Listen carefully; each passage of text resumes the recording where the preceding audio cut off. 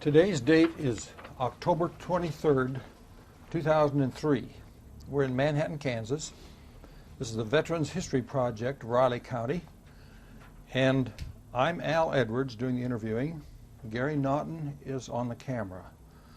Our veteran today is Fred Hagen. And Fred, if we could start by you just telling your name, your birth date, and maybe where you were born and your early schooling.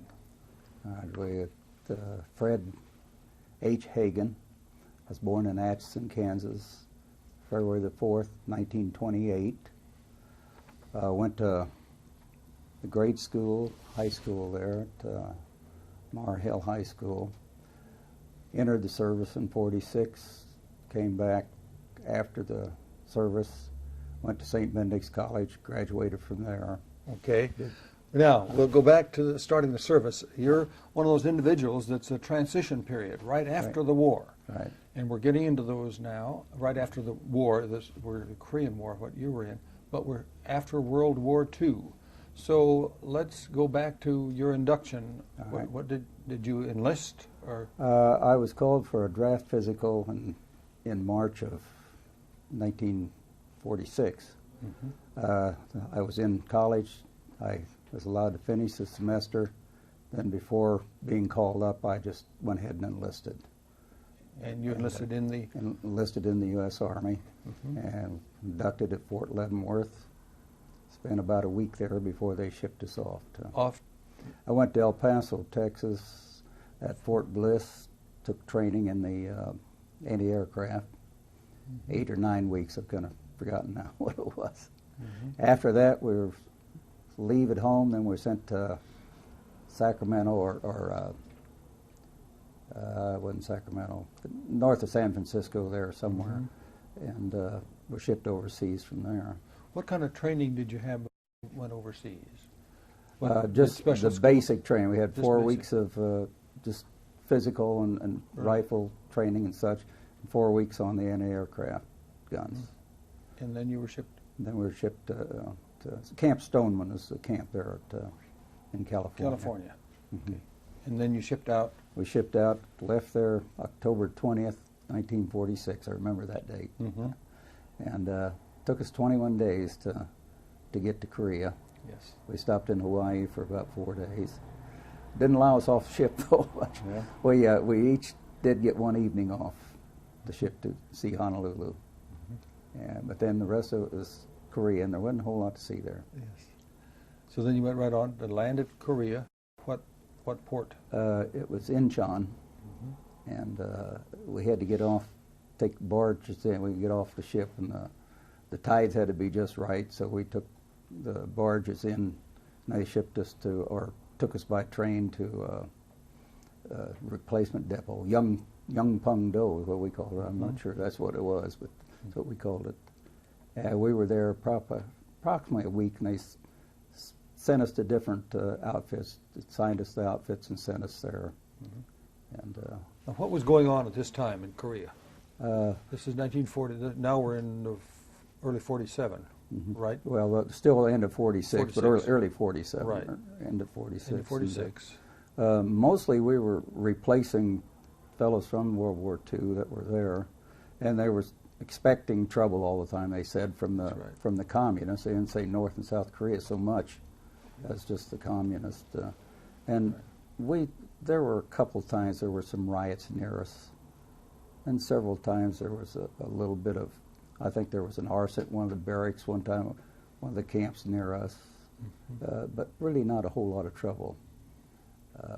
We were on guard duty a lot, and we did spend time, most of the time seemed like on guard duty. We were spending, I think it was 2 days on and 4 off. And it doesn't sound like so bad now, but at that time it seemed like it was a lot of trouble, and we were tired. It seemed like. What were the facilities like? This is wintertime there too. This was wintertime. We were in the very south end of Korea. We were stationed in Incheon. Chinhae was the name of the place. We had to go to Busan to get there by train, and then we took army trucks over the mountains to Chinhae. Mm-hmm. We were sent or put into Japanese barracks, the old Japanese barracks. They were concrete or cement buildings where we were. But the electricity was on, I think, something like about an hour in the morning, an hour in the evening. After it got fairly cold, pipes would freeze.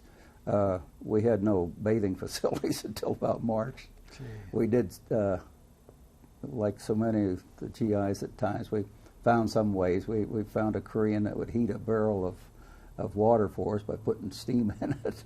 And we'd bathe about once a week that way. And, of course, we'd have to shave, and usually cold water and that, but every day. But then in the meantime, you were just primarily guard duty and right. Drilling and... Drilling and guard duty, and then I got to work in the office, so that took me inside some, but I'm not too sure that wasn't...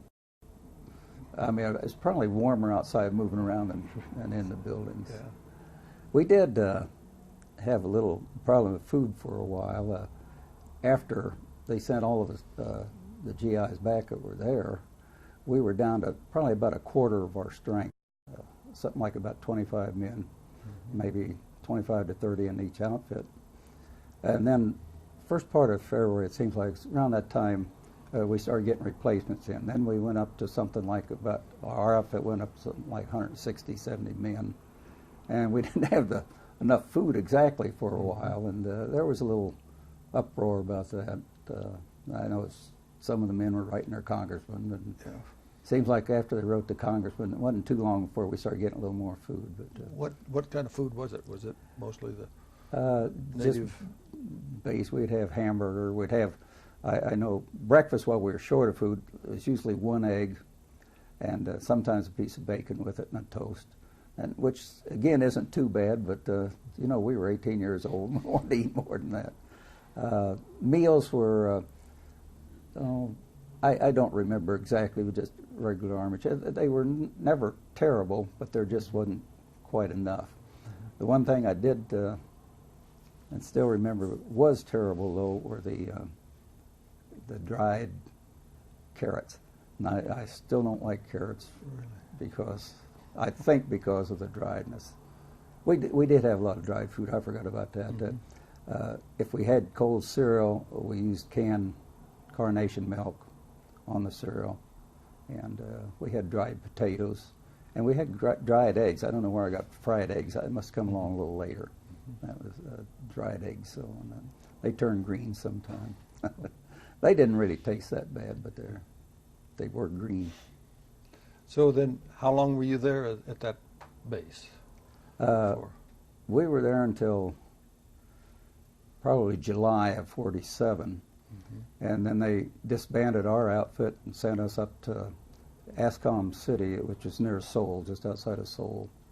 And there we lived in tents, but they were partly permanent tents. We had wooden floors. The siding was part wood, part way up was plywood actually, and then the rest of it was the tent material. And I believe there were 8 of us to a tent. I don't remember exactly, but there were 6 to 8 of us in a tent. And it was summertime then, so it wasn't so bad. And we did have to worry about mosquitoes a little bit, and use mosquito netting. And what about the duties then? Was it about the same? You still on guard? Not so much then. I was more in doing office work, and other fellows were drilling and things more than the guard duty. The guard duty, while we're in Chinhae, seemed to be the major part of it. When we moved to Ascom City, it wasn't so. It didn't seem like it was so important there. I think there were more units around us then, and there were different ones, more of them assigned to guard duty. But now tension is building up.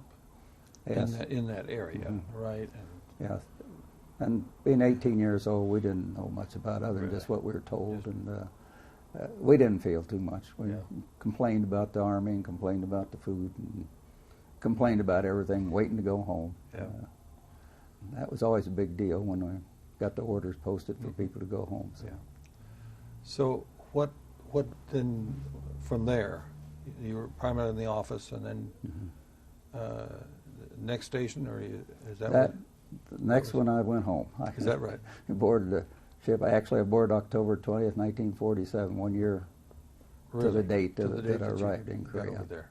I'll be We were there. sent back to Camp Stoneman. I don't remember. It seemed like we were there quite a while before we were processed, and not much duty other than just whatever they found us, or found for us, if they found us. So, So then your tour was, what, a 2-year tour? Or was actually, it it was a year and a half. I Year and a signed up half. for a year and a half. really, at that time? And with the leave and everything, it was just short of a year and a half when I got out. I'll be But, darned. with the leave, it was Mhm. supposedly 18 months. So. But the troops were building up at that time? Yes, yeah, they still were. And, Were you, did they kind of put a little pressure on you to re-enlist and to extend your... we had the normal talks, but I think they knew. Most of our outfit were younger guys that went in like myself and wanted to get out and get something else to do. Yeah, And other than the normal talks, and they gave us several sure. when we were back at Camp Stoneman, but no real pressure. Really. Just the opportunity with a little talk about it. So it was really a pretty good tour, right, that you had with the, Yeah. with the government? With Well, yeah. No, it's a lot more fun looking back on it, but it wasn't too awfully bad then, other than just the griping. And it's things to remember. You know, that's one of the big experiences in life, and I remember a lot of it well. Do you have any particular stories that you could share with us? There's that several. you- Mostly have to do with inexperience, I guess. I remember the first night we were there in Chinhae, the first night I was assigned guard duty. I was put on what would be the main gate, and I didn't know much about it. They gave me a carbine, which I had fired, so I knew about that. But about midnight or so, I kept hearing this Korean talk and chatter and laughter and everything, and we had a little road leading in to our outfit, and pretty soon I could see these Koreans. It seemed like they were about 50 or 60. I suppose they were 25 or 30. I don't know. All young men. And I was scared. I had a telephone there, and I picked up the phone and kept trying to call the guardhouse, call the guard. I couldn't get through to them. And later I found out you have to ring the Turn thing. the crank, So huh? that's how inexperienced it was.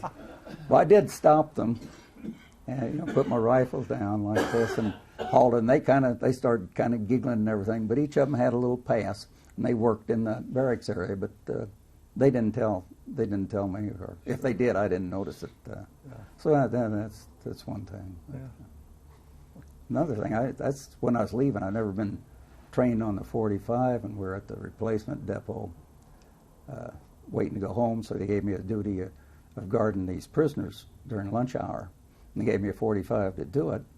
And they were eating, and I just kind of fooling around. I pulled the chamber or whatever, pulled it back, put a shell in there, and then I didn't know how to get it out. So, but mostly these are just inexperienced things. And So you were pretty careful the way you handled that. you're darn right, yeah. I was glad when the regular guard got back, so he could take that gun from me and take the shell out. 'Cause I knew it would fire if I weren't too careful. That's interesting.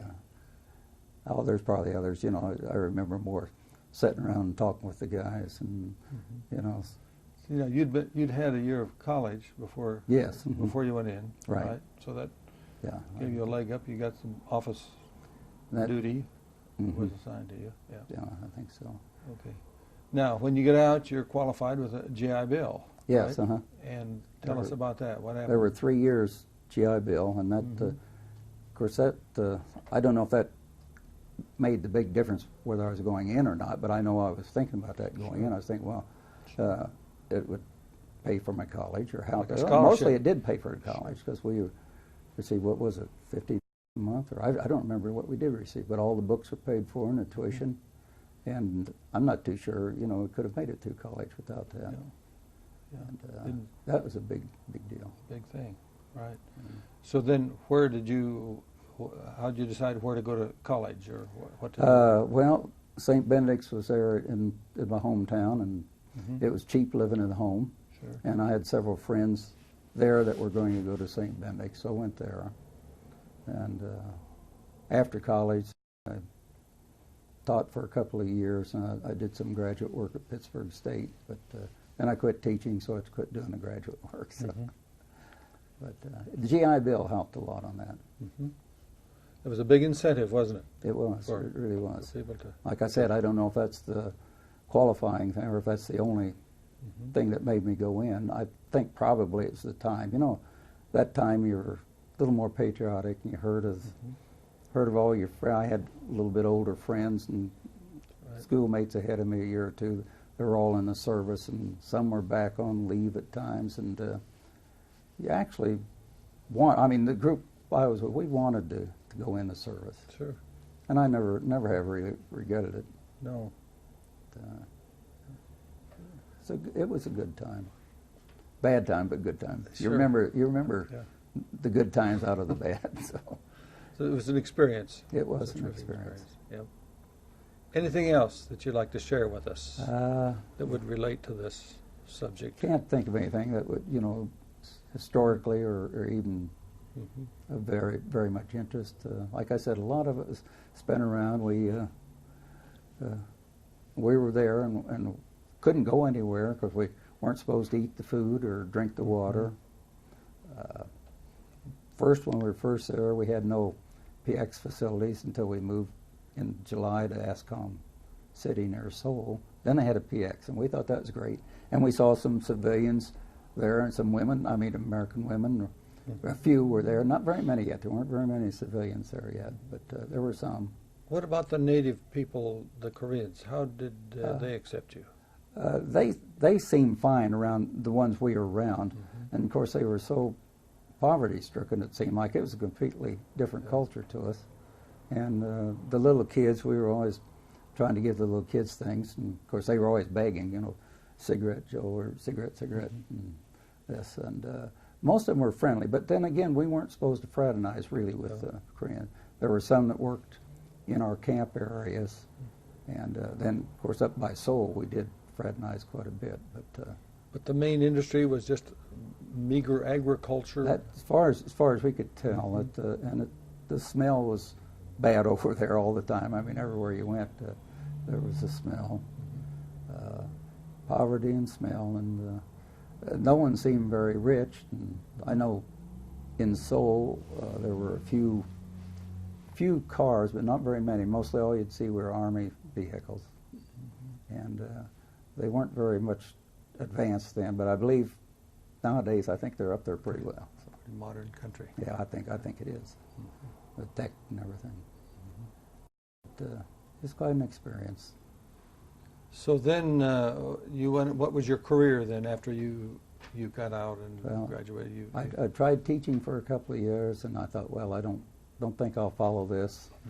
I tried a couple of different things, and then I went to work with the government in Social Security, and thought, well, I am kind of helping people a little bit here, and that's what I stayed with anyway for some years. Here in Manhattan? The last 10 years or so I was here. Well, actually, no, it was the last 20 years I was here. But the first 10 to 12 years I was at St. Joe, Missouri, and Topeka, around several different places. In Iowa. They moved us around a little bit then. If we wanted to promote anyway, they moved us. Well, then your service time actually counted towards your government time. Yeah. So that was another benefit. That was another benefit. So really, there's a number of benefits that we arrive at those. There were, yeah. Those things. Yeah, there was the GI Bill, which is the big one. Yep. And of course, the military service helped toward the civil service. Yep. Although I had enough without it, so well, I mean, it added to it, but it didn't give it to me. So. Any other stories you'd like to relate to us that? I can't think. I've been trying to think of some that might be interesting, and I really can't think of them right now. It's good to visit with you to get this other perspective on this, how the World War II and the Korean War all blend together to make veterans and to make the country that we have. So we really appreciate you coming in and sharing your story with us. Well, you're welcome. I'm glad to do it. Thank you, Fred. Okay.